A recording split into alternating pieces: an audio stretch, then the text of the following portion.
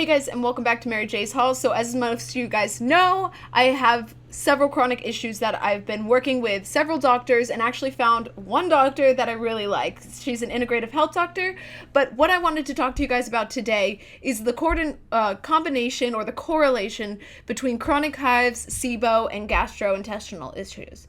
Now, I cannot say for sure that my hives were caused by SIBO, but what I can say for sure is that once I started my SIBO treatment, my hives got infinitely better. SIBO means small intestinal bacterial overgrowth. And as you guys know, this is my FMT channel. Unfortunately, FMTs do not have the potential to help SIBO due to the fact that it is small intestine. FMTs through an enema only affect the large intestine. Now, if you went a colonoscopy route, you would reach the small intestine. Unfortunately, FMTs, aside from C. diff, are not regulated. So the only things FMTs can be used for is Clostridium difficile, which is a super intense bacterial overgrowth that's resistant to antibiotics. So once they start easing up more, we might see more success with that and more freedom in how they use them. But I will tell you how I treated my SIBO, what steps I took, how it felt in my body, and how I feel after. So in order to treat SIBO, the most general path of success is taking 2 antibiotics. Now, I am not pro antibiotics, but I started with a natural one. So there are natural supplements out there that do work in the same way. Unfortunately, for me, it was not enough. So the first thing I started with, and if you suspect you have SIBO, you can do a short round of grapefruit seed extract, which you can buy over the counter, and it is highly antibacterial, and it has been known to be beneficial to a lot of people suffering with bacterial overgrowth. Fortunately, my levels were so high that was not fully working. So I had to move into something a little bit more drastic, and that is taking 2 antibiotics. Those antibiotics are neomycin and Xifaxan.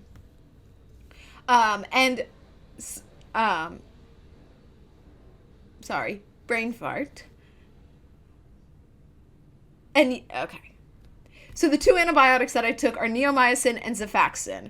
And unfortunately, although most people think that as soon as they start treatment, they will start to feel some recovery, it is a bumpy road. And here is why. With those 2 medications, they are specifically created to target solely intestinal bacteria.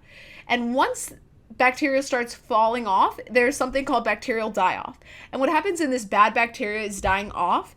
It is producing toxins to try and fight back and stay alive. So at first I thought it was the medications causing these issues with me, with the super nausea, weak, tired, lethargic, fatigue, just felt awful.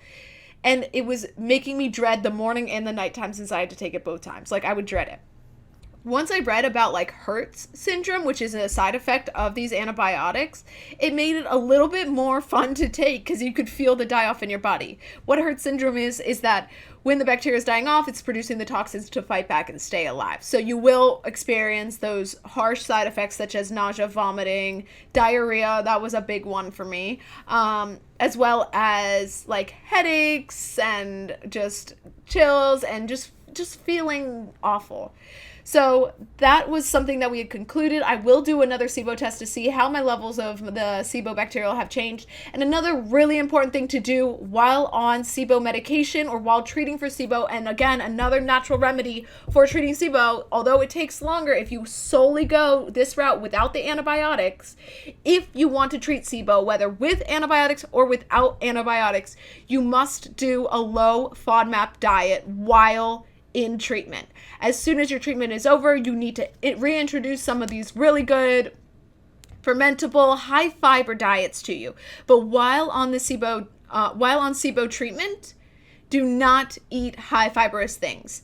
So there are certain lists out there of things you can and cannot eat with a low FODMAP diet. So while in treatment, follow a low FODMAP diet. And what that means is you are not taking in fermentable carbohydrates. Fermentable carbohydrates tend to lower the productivity of the antibiotic and the die-off because that's what those bad bacteria feed on. Once you're off the antibiotics and you feel like your SIBO is cured, instantly get back into that high fiber diet. So broccoli, legumes like cheeses, yogurt, but kimchi, kombucha, whatever you want to do it. There's lists out there for low FODMAP, and then post antibiotic treatment or post SIBO treatment diets. And those are very important if you want to maximize the bad bacterial die-off in your body. So guys, I think that's pretty much everything I had to say on SIBO. I forget which test I took for that. I believe it was a Dutch test, but I will put the link below for those tests that I took to figure out how high my levels of SIBO are. Now, there's 2 different types of SIBO. I know there's a methane SIBO and I think a hydrogen SIBO. Now, I personally had the methane version of SIBO, which is the harder one to kill, unfortunately.